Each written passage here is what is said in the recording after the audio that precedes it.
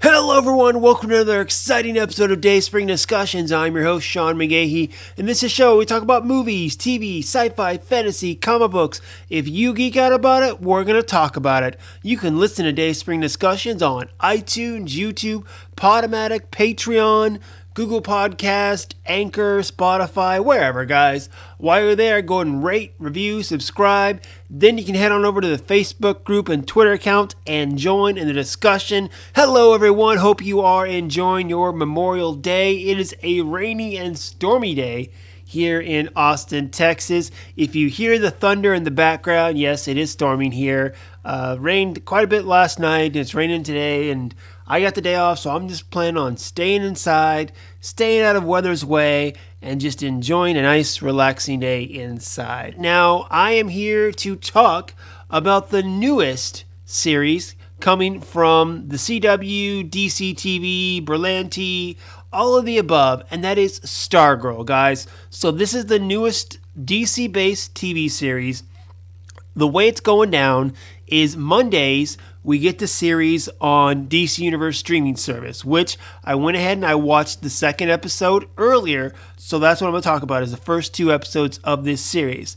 Now on Tuesdays, it's going to be on the CW, so those of us who have the DC streaming service, we're going to get it a day early, okay? So if you watch it on the CW, or I think it might be on the CW app on Wednesday perhaps. Anyway, I'm talking about up to the newest episode, so if you haven't seen it, I might not spoil a lot here. I try not to, of course, but if I do apologize about that. Anyway, this is another Greg Berlanti produced show, much like all the other Arrowverse shows, Arrow, Flash, Legends, Black Lightning, Batwoman, and then Superman and Lois is coming up as well. But this one's a little different, of course, because it's not set in the Arrowverse. Now, Black Lightning really wasn't set in the Arrowverse either, but they folded it into it. I think it's only a matter of time, especially the fact that this show is airing on the CW network, before they fold it into the Arrowverse, really. I think it's supposed to be Earth 2, which is, of course, where a lot of the JSA lives. I mean, even in the Flash TV series, Jay Garrick was from Earth 2, where, the original JSA was from, which is how you had the separation between the Justice Society of America and the Justice League of America. But for right now, I think they want to focus on setting up this world and not having to deal with how it crosses with the rest of the Arrowverse shows, which is great because, to my knowledge, after Crisis on Infinite Earths, everything is one, right? As far as other people know, I don't think there are multiverses. If I'm getting this right, you can fire back and let me know if I'm getting this wrong, but there are no multiverses now in the Arrowverse. They've all folded into one. I just finished this last season of Flash, which, by the way, it's on Netflix, and Supergirl just came on Netflix as well, so I gotta watch that. But they did the episode with Wells and how he has his multiple personalities from other universes that he is trying to separate from, which I think is a great way to use that character after so many versions of him have come into the show. But, from my knowledge, there are no multiverses anymore. But again, I went through it pretty quickly. I might be wrong, but if I am, fire back. But that's where Stargirl takes place, on Earth 2. And to give you a little history, the character was created by Jeff Johns, made her first appearance in Stars and Stripes number 0. Johns made this character, or based this character, after his sister who died in 1996. It's kind of an homage to her. Johns being one of my favorite comic book writers of all time. He literally restarted Aquaman, Green Lantern, Flash, did a run on Superman. All my favorite characters he has worked on. He's done a great job. Teen Titans. He, again, one of my favorite comic book writers. So, the fact that he made this character, and you could feel his presence, the way his writing style is in this show. And I'll talk about that here in just a minute. But to just get into it a little bit, of course, like I said, I've watched the first two episodes. So I'm going to talk about that, kind of talk about my feelings on the series after these first couple episodes. I was going to talk about just the first episode last week, ran out of time. I like that I got, 2 episodes in. I remember I did that with The Mandalorian when it came out. I didn't want to watch just one episode. I wanted to watch a couple episodes and do it. I might go with new shows, maybe go 3 weeks in, because with TV shows, I do have a rule where after 3 episodes of a TV series, if I'm not buying in, if I don't care about it, if I'm not liking it, I bail. So maybe that's where I can, add in there a little bit. We'll see. But for now, 2 episodes into Stargirl, so that's what I'm going to talk about. No, I'm not a big Stargirl fan. I read her, a little bit in Justice Society of America when Jeff Johns was writing the comic book. I've also seen her multiple live action versions, such as on Smallville or on Legends of Tomorrow.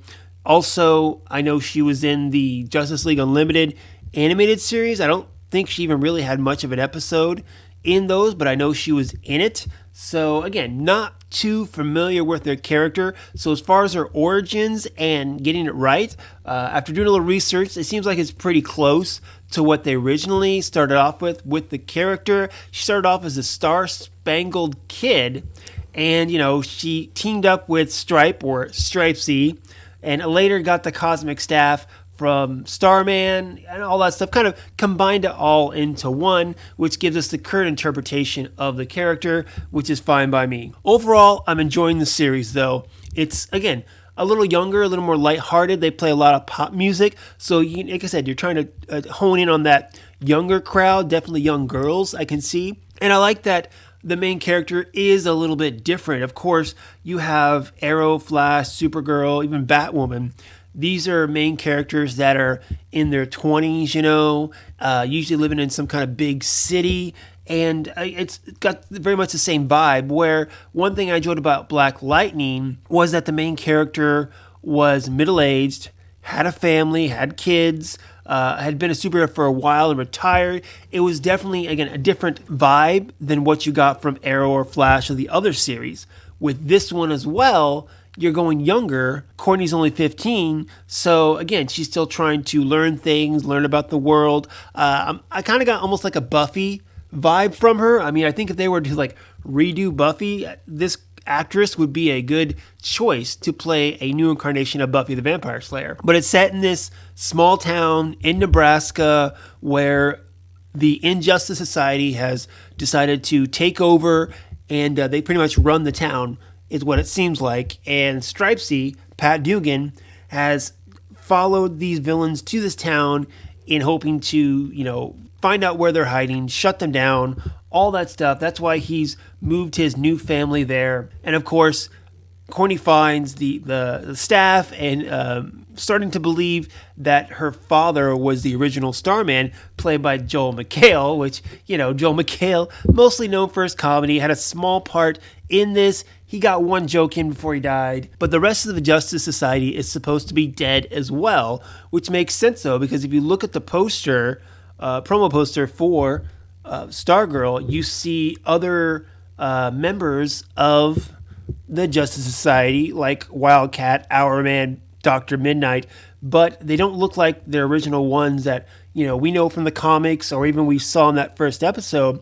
So perhaps Pat and Courtney are going to start to reform their own Justice Society. I mean, you're going to need a team to take down the Injustice Society. It makes sense. So I would like to see, of course, Courtney's table of friends seemed very interesting. The character of Beth that she sits at the table with really cracks me up. I think there's going to be more to her lunch table crowd as the series goes on. Maybe a couple of them might join her in the fight, perhaps. Either way, I think it's an interesting thing. Like I said, much kind of like Buffy, where she has these group of outsiders in the school that she kind of befriends, and they help her perhaps along the way. I think is what's going to happen in this series, but we'll see. Like I said, you do get a different vibe from this series compared to some of the other Berlanti, DC, CW shows, where Arrow is very dark. Flash is a little bit lighter hearted, as well as Legends.